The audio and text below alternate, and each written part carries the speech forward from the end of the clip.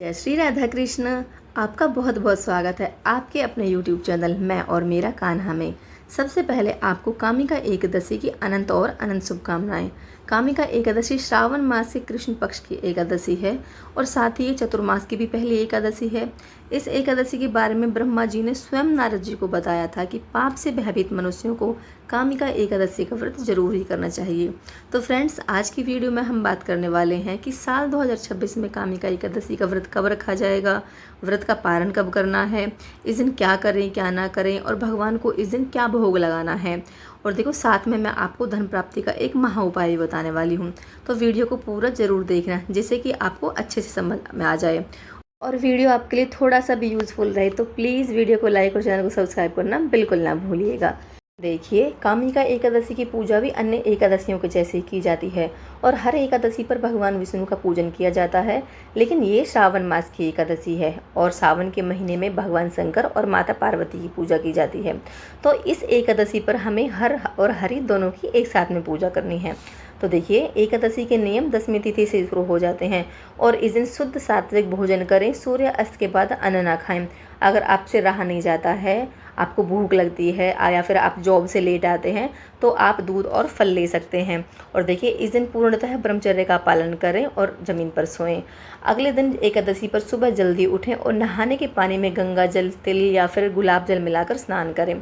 साफ स्वच्छ कपड़े पहने, पूरे घर में गंगा जल का छिड़काव करें और अपने घर के मुख्य द्वार पर हल्दी से स्वास्तिक बनाएं। सूर्य नारायण को अर्घ दें और देखिए, अब करें पूजा की तैयारी। आप पूजा मंदिर में भी कर सकते हो और अलग से चौकी लगाकर भी कर सकते हो। अगर आप अलग से चौकी लगा रहे हो तो चौकी पर लाल, पीला, सफ़ेद कपड़ा बिछा लें और देखिए, सावन का महीना चल रहा है तो आप हरा कपड़ा भी बिछा सकते हैं। आपके घर में जो सेवित विग्रह हैं उनको बढ़िया पंचामृत स्नान कराएं, जैसे कि विष्णु भगवान की मूर्ति हो गई। अगर लड्डू गोपाल जी हैं आपके घर तो आप उन्हें भी पंचामृत से स्नान कराएं। मैंने यहाँ पर अपने लड्डू गोपाल जी को पहले ही स्नान करा लिया था और श्रृंगार कर लिया था।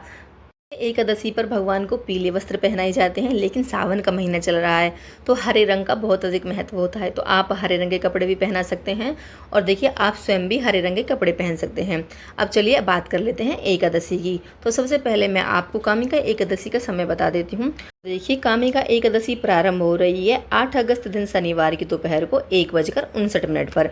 इसे हम 2 बजे का समय भी कह सकते हैं और ये समाप्त हो रही है 9 अगस्त दिन रविवार की सुबह 11:04 पर।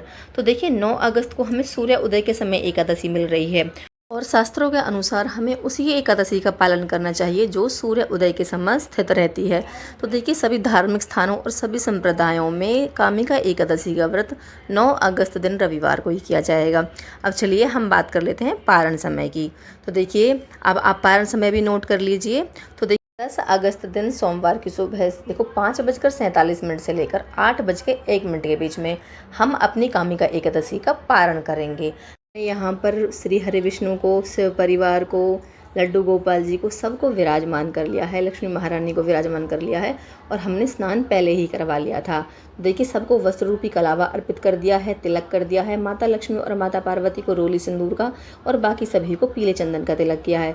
सबको फूल अर्पित कर दिए हैं। भगवान शिव को बेलपत्र और लड्डू गोपाल जी को और श्री हरि विष्णु को तुलसी दल अर्पित कर दिए हैं। और देखिए, माता पार्वती और माता लक्ष्मी को आप सुहाग सामग्री भी अर्पित कर सकते हो, लेकिन ध्यान रखना, एकादशी पर कोई भी फूल पत्ते तोड़े नहीं जाते हैं, इसलिए एक दिन पहले ही आप तुलसी दल और बेलपत्र तोड़ कर रख लें। धूप दीप जलाएंगे और अपने हाथों में पुष्प और कुछ दक्षिणा जैसे कि 1 या 2 का सिक्का लेकर आप अपने व्रत का संकल्प करें। व्रत आप निर्जल कर रहे हो या फलाहार से कर रहे हो और जो आपकी मनोकामना है वो सब बोलें और फिर ये सामग्री भगवान के चरणों में समर्पित कर दें। और देखिए, एकादशी के व्रत में कथा पढ़नी अनिवार्य होती है और हर एकादशी की कथा अलग होती है, तो हाथ में पुष्प और दक्षिणा लेकर व्रत की कथा पढ़ें। अगर आपके पास पुस्तक नहीं है तो फिर आप फ़ोन पर भी सुन सकते हो। और देखिए, अगर आपके घर में शिवलिंग है तो आप उनको भी बढ़िया पंचामृत स्नान करा के आप पूजा में विराजमान करें, नहीं तो आप पार्थिव शिवलिंग की भी पूजा कर सकते हो। और देखिए, आप मंदिर में जाकर भी पूजा कर सकते हो। कपूर से आरती करेंगे, पहले गणेश जी की, फिर विष्णु भगवान की और फिर माता एकादशी की। माता एकादशी की आरती भी आप जरूर करें। तो चलिए, अब मैं आपको वो महा उपाय बता देती हूँ जो धन प्राप्ति के लिए है। तो देखिए, अगर आपके घर पर श्री यंत्र है, चाहे वो किसी भी धातु के हों, तो आपको करना क्या है। देखिए, एकादशी वाले दिन आप पूरे दिन और पूरी रात के लिए इसे गुलाब जल में भिगो कर रख दें और अगले दिन उन्हें निकाल लें, पूजा करें। अब देखो जो ये गुलाब जल है ना, इसे आप अपने पूरे घर में छिड़कें, उस व्यक्ति के कपड़ों पे और उनके ऊपर छिड़कें जो कि धन कमा कर ला रहे हैं, जिनके जरिए आपके घर में धन आ रहा है।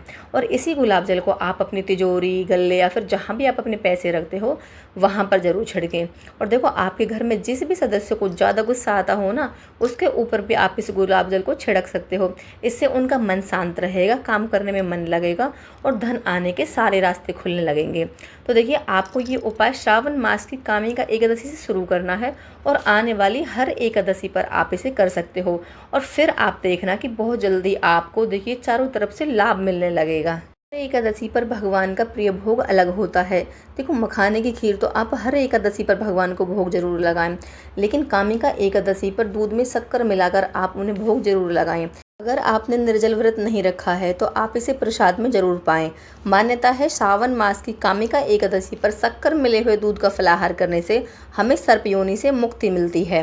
तो देखिए पूरे दिन चुगली, निंदा, बुराई से दूर रहना है, भगवान के पवित्र नामों को जाप करना है। अगर आपके लिए पॉसिबल हो तो आप मौन व्रत भी कर सकते हो, यानी कि कम से कम बोलें।